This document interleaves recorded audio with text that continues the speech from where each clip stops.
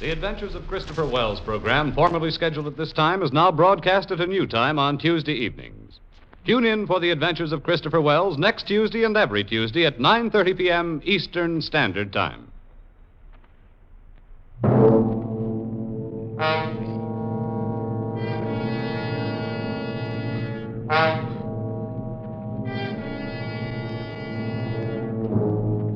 You were standing at the doorway of a cabin on Cashier Creek. Up on the ridge, the bloodhounds have caught your scent. And between you and a fortune, between you and escape, yawn the white jaws of a deadly cottonmouth.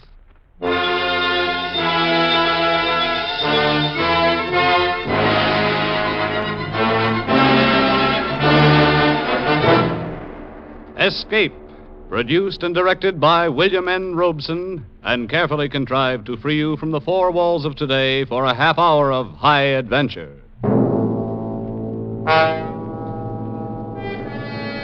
Tonight we escape to the worn-out acres of a poor white trash farmer somewhere in the southern mountains. In Irvin S. Cobb's great tale of vengeance, Snake Doctor.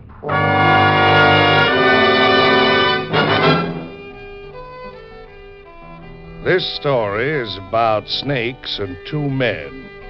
One man was afraid of snakes and the other wasn't. The one who wasn't was known along Cashier Creek as Snake Doctor. His cabin was near the creek bottom land where there's a powerful lot of cottonmouths. And he earned his meager living by rendering down their soft fats, bottling the oil, and selling it. For everyone knew there was no remedy for rheumatism like snake oil. Snake Doctor was harmless enough, but there were folks who honestly believed that he was a colleague of Beelzebub just because he wasn't afraid of snakes. And that's not all they believed about him.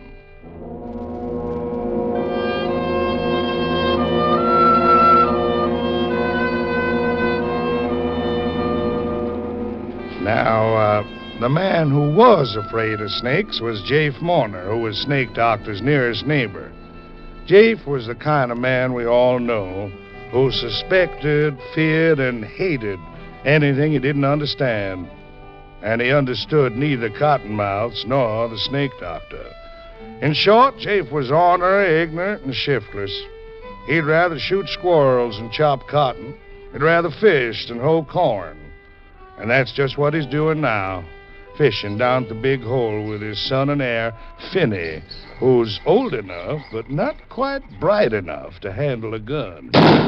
Missed him, doggy. Finney, you blame fool! I told you not. He gets in the creek. What? The cottonmouth. Tramp on him in front of you. Cottonmouth? Where the varmint on earth leave? You got him. You got him. Keep your foot on him while I fetch a stick. You don't need to, son. Yeah, he's dead. Now, come here. How'd you hit anything of that rifle, Pa? I had a bead drawed on him right and I couldn't... You darn fool! Oh, Find Pa. out a blame snake whilst I'm a-fishing? Heck, you was sunning yourself not more than to there from you. How'd you like to get yourself bit? Won't be no fish around here till thunderation after all that racket. Well, come on, let's go home and get us some victuals.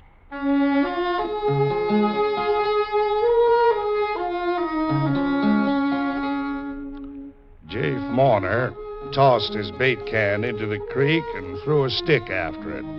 He stood there watching the stick drift slowly toward the Big Hole, where the creek widened behind a jam of driftwood. Jake watched as the eddy caught the stick and sucked it beneath the dam. Jafe was curious. He moved downstream a rod or two and waited, watching the water boil up from under the driftwood. But the stick didn't come up. That was strange. Must have caught under there in a tangle of water-soaked and sunken logs. Probably it'd stay there for months. Maybe stay there always. Jafe considered this, and an idea began to form in his slow mind as he and Finney started home. Hey, Pa, how much oil you reckons in this one? Pa? Pa? What you jawing about, son? This old cottonmouth. How much oil Throw it down. Throw it down? Why? Throw it down, like I say. I'll make you wish. Pa, I was aiming on rendering the old cottonmouth's fat like the snake doctor does. And maybe sell it and make myself some money. I don't like the squirming things around me. But it's dead. Leave it where it dropped. Now, come on home. You was scared on cottonmouths, Pa? I know better than to get myself bit by 'em. Tip Bailey knowed a fella got himself bit once, and there wasn't a drop of liquor for miles. So he goes to work and cuts open a live chicken and puts it by his leg where the bite was, and fella lived, too. Yeah. Reckon Mr. Rives ever gets himself bit, Pa? Handling cottonmouths like he does? Who? Mr. Rives. Who? Mr. Rives. That's old Snake Doctor's real name. Ma says I oughtn't to call him Snake Doctor. Never mind what your ma says. Nobody in my family's calling no snake-loving scum Mr. Rives. Heck, that's what I say. We'll see what you do. Sure, Pa. You know, I could have made myself some money rending that cottonmouth's fat down into oil. How much you reckon old Snake Doctor makes out in the oil he sells? I don't know.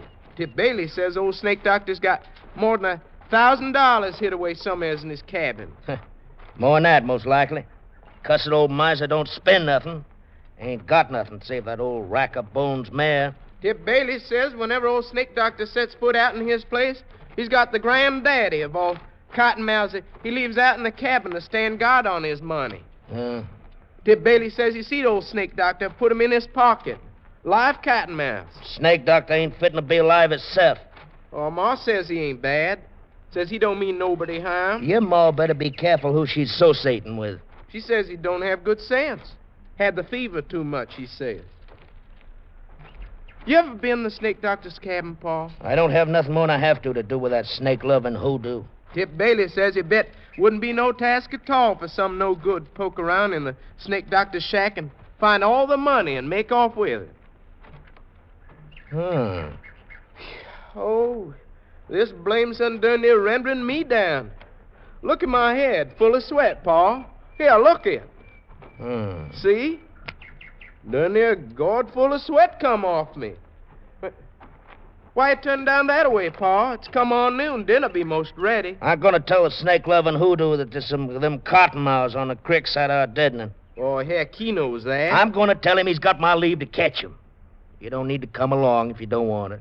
Well, if you're going over to his place, I'd kind of like to see it my own self.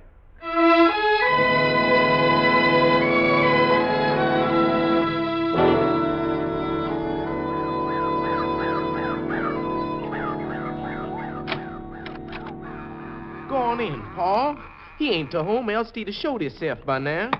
I reckon so. Can you see any of the snakes, I told Pa? you to keep an eye out for him. I bet's in one of them chinks, Pa. I bet the money's in I ain't one of them... looking for no money. Must be a dang snake itself living in a place like this.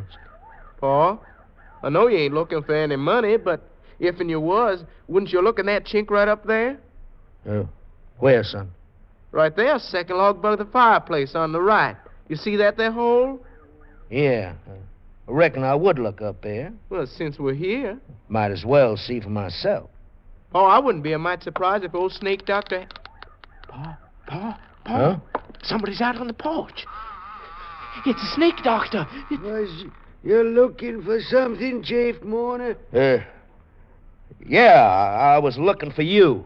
I want you. Yeah.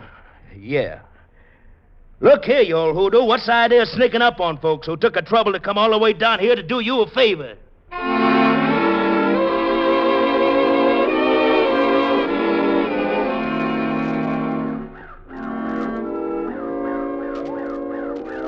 Yes, sir. Like as not, that old Snake Doctor had a dang moccasin squitching around in his pocket whilst he was talking to you, Pa. Did you mind how his eyes was when he come in? Yeah. Dang, if it wasn't blazing like when you run across a little rabbit or a cat in the dark. Scared me out of 10 years' growth, dang if it didn't. And did you mind how I kept looking up at the wall where I said I bet he had the money? Between the chinks Benny. up there? Huh? Benny, don't you say nothing to your ma about us being at the Snake Doctor's place, you understand? Why should I, Just Pa? don't. And don't you go nigh it again. Cuss old varmint, you'd have thought we was prowlers the way he acted. Benny, that you out there? Yup, Ma. Dinner about ready. You pour with your time? Yeah. Have I time enough for dinner to go down the spring get me some more cold water? And if you stir your some, Shaquille. Hurry it up, son. I'm hungry. Got one. Catch anything, Jay? How you think I can catch fish with Finney firing off my gun at cottonmouths all the time? Ain't this heat more'n the body can bear? Yeah. Any cooler by the creek? No. Oh, that poor old Miss Rives come by here a spell ago. My nigh shook to pieces with a chill. Oh, he come by, did he? Well, did he come in? Just for a minute. Just for a minute, eh? What'd he want? He wanted could I give him something for his ailment. He just about could drag one sour foot for the other. Barely could make it up here from his place. I reckon he must be down in bed with the fever by now. I could tell by the touch it was rising in him when he left here and started back home again. I gave him a dose out in our butler's Aga drops. I would have given him a little smidgen of liquor. Oh, you would, huh? Oh, please don't, Jake. Don't want me. Just poor old Miss Rives. Mr. Rives. Mr. Rives. How many times I gotta tell you that the old hoodoo's name is Snake Doctor? He don't mean nobody no harm. Him that skin allows for its hide and tallow, and you calling him Mr. Rives. You'll be calling him Honey and Sugar next. Well, without I learn you better. Please, Jay, please. Paid names, huh? Tell by the tatch, could you? Well, I aim to learn. What's his name now?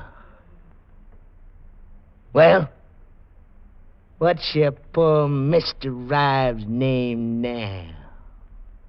Snake Doctor.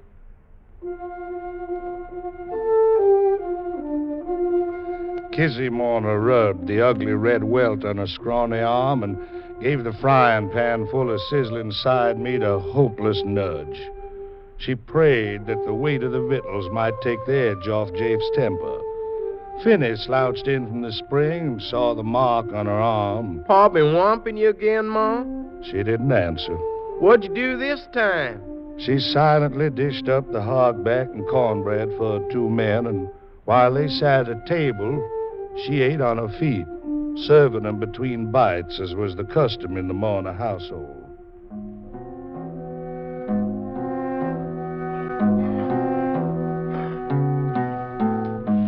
After dinner, Finney stretched out under the chinaberry tree, and Kizzy sat on the porch fanning herself and dipping snuff with a peach twig, scouring it back and forth on her gums.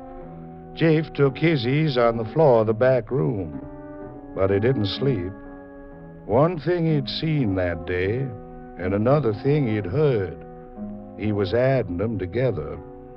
That stick that had disappeared under the log jam, and the snake doctor's money. It was 4 o'clock before any of them stirred, and then Jafe spoke to his wife for the first time since noon. Where's that there vial of drinking liquor, Kizzy? By the window. You took it out in your pocket after you laid down. I ought to carry a vial of drinking liquor with me, Ma.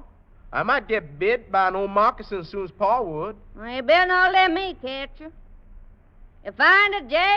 I just remembered I won't be needing to tote no spirits along with me while I'm going. I wouldn't take no chance, Jay.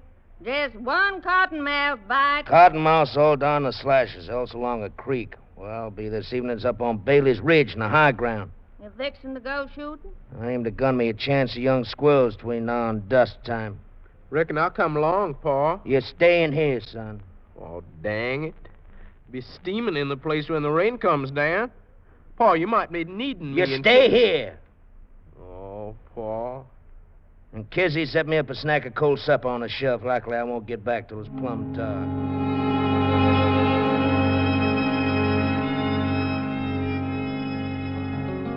Jafe Mourner turned north through his struggling cornrows, and in a minute he was lost from sight. He kept on for nearly a mile until he came to a wild red mulberry tree. Where mulberries are, they're bound to be squirrels. Very neatly, he shot 2 young grays through the head. For Jafe was a master marksman. And, unsuspected by any who knew him, Jafe had another quality denied most of his kind. He had an imagination. Today it was in excellent working order. He tied the brain squirrels together and swung them over his shoulder. If needed, they would be his alibi. Then he sat down under a tree a while. Yeah, I got plenty of time. Don't need to get down to Snake Doctor's place till about dusk when he comes out to feed that swayback mare of his. Mr. Ryan.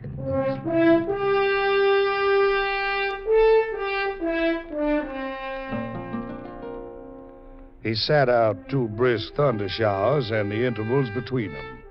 Then he started off in a wide arc down Bailey's Branch along the skirts of Little Cypress Slash to the sunken flats edging Cashier Creek. Took more than an hour careful traveling before he came to his destination, a screen of haw bushes, less than 50 yards behind the Snake Doctor's cabin. No matter how ailing he is, he'll get up and come out to feed that rack-of-bones mare. Mr. Ryan. I'll learn him to go colleaguing around another man's woman. Jafe Warner let his jealousy heat him to a white hatred. At this moment, he was avenging his honor, and thus was spared the embarrassment of admitting to himself that the real reason he was here was the Snake Doctor's money hidden behind the log by the fireplace. The home-wrecking, snake-loving varmint. 10 minutes from now, I'll chunk him down the big hole in a creek like I did that stick this morning, and he'll go down and never come out. And nobody'll miss him. Nobody'll know he's gone for leastwise a week, maybe a month. And maybe if I get around to it, I might come back this way someday. Poke around that cabin of his'n. Jafe Warner's speculations were cut short. The cabin door opened, and a figure stepped out into the growing dusk and walked toward the stable. He saw the Snake Doctor's loppy old straw hat and his dark coat drawn over a pair of hunched, narrow shoulders. At this distance, he couldn't miss. And he didn't. The figure jerked backward and then went face forward. Jafe started for him, and then he stopped. His eyes bugged. His mouth formed a scream that he couldn't utter. His rifle dropped to the ground. He had just killed the Snake Doctor, killed him dead with a .32 caliber slug through the head. And there on his doorsill stood Snake Doctor, whole and sound and staring at him. Jafe Warner, what you done? The scream came at last, for Jafe Warner had seen the devil, this Snake Doctor who arose alive from his bullet-riddled body.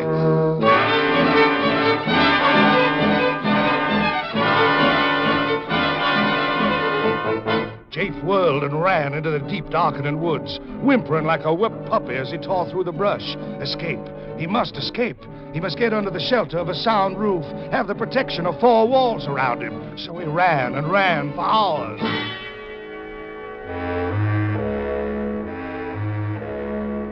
It was close to midnight when he came out on a dirt road a short distance southeast of his deadening. Beyond the next bend, he'd be in sight of home. Then he stopped. Around the bend, coming toward him, was a joggling light, a lantern hanging on a buggy. Jake flattened himself in a clump of brush to hide until the traveler passed. And then, just as the rig was opposite him, he heard a call coming from the other direction. Hold there, hold down, steady. Hold. It's me, it's Davis Ware. Is that you, Tip Bailey? Yep. Hoping it out from the junction. Tolerable tired, if anyone should ask you. What brings you out this time of night, Davis? Somebody sick? Sick? Nothing. There's been hella popping in these here bottoms tonight. Steady, boy, steady. Now, what you mean? A killing, that's what I mean. A dirty, cold-blooded killing if there ever was one. Don't say. Who's gotten killed? I'm a-fixing to tell you. It happened just around dusk time at old Snake Doctor's place. Yeah? Was him was killed? Now, just give me time now. Yeah? It seems like Snake Doctor's been a-chilling lately. Uh-huh. He's pretty bad off today. Yesterday. And so long about 5 o'clock, when the rain was a-lulling a little bit, why, Miss Kitty Warner, she footed it down from her place to his and fetching some physic with her. Had to play the hot vittles. Miss Warner's a mighty thoughty one for doing things for folk. Don't you want to hear this? Yeah, go ahead. Well, seems like she wasn't afeard of the Snake Doctor's place. Well, I'd have been all over that. Well, pretty soon after she got there, seems like he tried to get up out of his bed to go feed that old crowbait nag of his. Uh-huh. The rain had started in again, but then it's pouring down hard, so she made him stay where he was at, and she put on his old hat and throwed his old coat around her to keep off the worst of the wet, and then she started out the back door to do the feeding herself. Yeah? And no more'n she got outside and a shot come from the edge of the woods, and down she went with a bullet through her brain. Killed her. Dead as a dog. But who done it? Well, that low-flung husband of hers done it. That's who.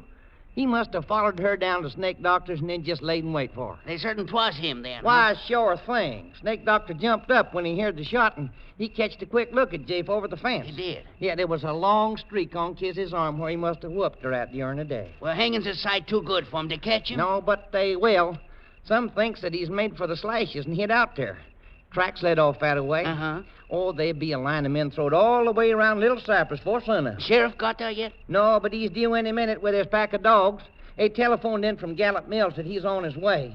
That trail ought to lay good, ground being damp like it is. Sure should. Old Snake Doctor, he's crying on and raving around up at Warner's place that the Lord's going to strike the murder down his track.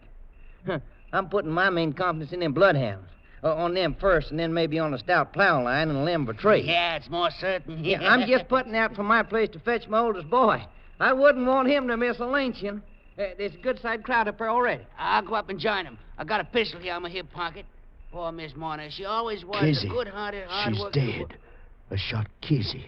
Did you hear something just there? Oh, I can't say I did. Probably a rabbit breaking through the brush. Here, listen. Huh? Sheriff's a-coming. You can hear them hounds of his, and I got to hurry. Get up there, Bessie. I'll see you back tomorrow. Well, you sure will. Jafe didn't have time to waste mourning his dead wife. And he was even a little relieved to know that the Snake Doctor wasn't the devil incarnate. He had a chance against a lynch mob and a pack of bloodhounds. This was the kind of antagonist he could understand and outsmart. Jafe's imagination went to work again as he backtracked along the creek bottom in the spotty moonlight. Gotta throw them dogs off the trail. Gotta wade the creek, even if it is full of cottonmouths. They must be all around me now. But folks says they don't strike no water. Well, I hope them folks is right. Gotta get back to the Snake Doctor's. Get his money while he's still up at my place with Kizzy's remains. And get his money, then the rest would be easy. Make for the deep timber. Cross country to the river. Make it by tomorrow sundown. Hire a shanty boater to ferry me to the Arkansas side. And get a haircut and catch a train for somewhere else. But gotta get Snake Doctor's money first. Snake Doctor's cabin was dark and empty when Jafe reached it, and he needed light for his search. There were a few dull embers in the fireplace, and he threw on some kindling, but it didn't light. Very well, he knew where the chink was. He'd find it in the dark. He scrabbled at the logs, felt some bark give, felt the clay mortar crumble under his fingernails. Here it was, a hole big enough for a man's arm. He plunged his hand into it, touched something slick and smooth, and then something sharp plunged into his thumb. The fire flickered to life. Jafe yanked his hand out of the hole, saw two tiny bleeding punctures in his thumb. At the mouth of the hole stretched the wide-open jaws of a cottonmouth. It worked fast. He felt the pain leaping from his thumb to his hand, seeping up his arm. If he only had some liquor. If he had a fresh-killed chicken to slap on the wound. He had nothing. Then a sharp, horrible pain wrenched his heart, and a second. And there in the firelight, the huge cottonmouth poised in its crevice. Jafe leaped out of the shack and started blindly for the timber, staggered, stumbled, and pitched forward on his face. His open mouth full of weeds and muddy grass stems. The cramping fingers of his outstretched right hand almost touching a reddish-black smear on the wet, trampled grass. Good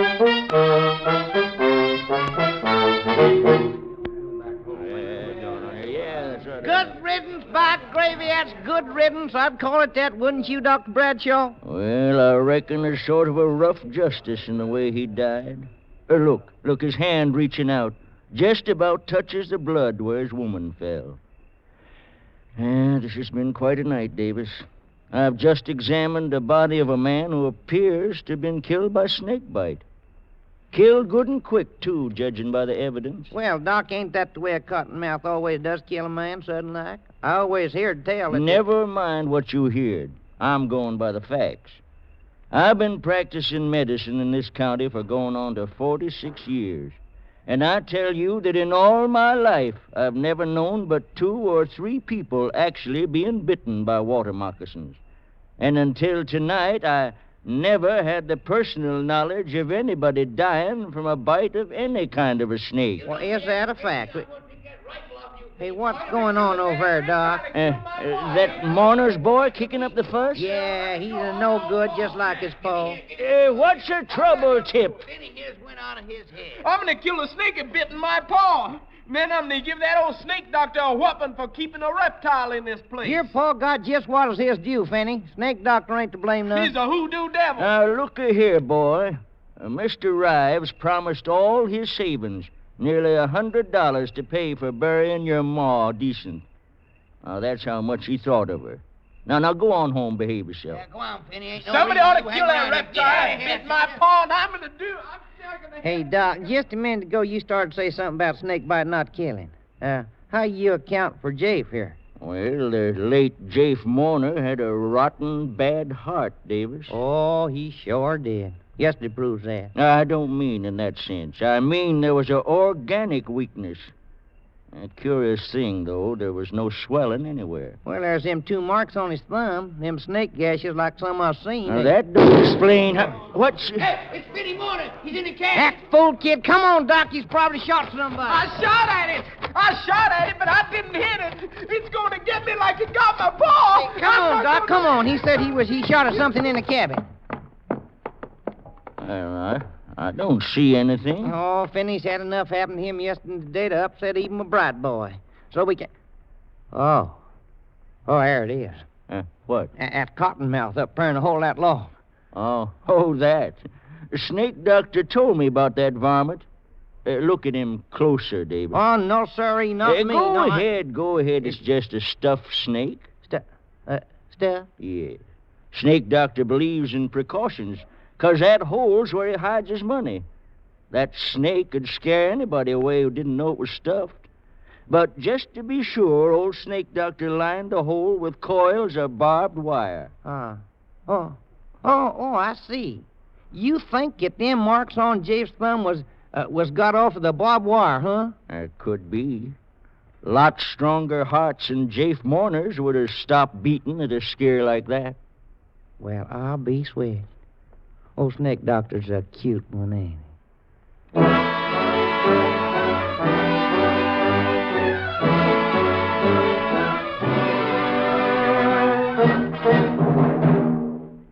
Escape, produced and directed by William N. Robeson, has brought you Snake Doctor by Irvin S. Cobb, adapted for radio by Fred Howard, who also played Doc Bradshaw. With Bill Conrad as Jafe, Paul Frees as Finney, Ruth Parrott as Kizzy. Barton Yarborough played Davis, Louis Van Ruten played Snake Doctor and Tip Bailey. The original musical score was conceived and conducted by Cy Fuhrer. Next week... You are alone in a remote old world village inhabited by cat people, and you are desired by a beautiful cat girl who wants your soul.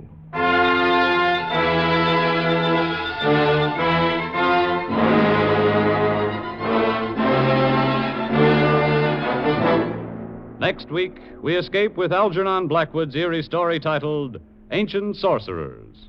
Good night, then, until the same time next week when we again offer you Escape.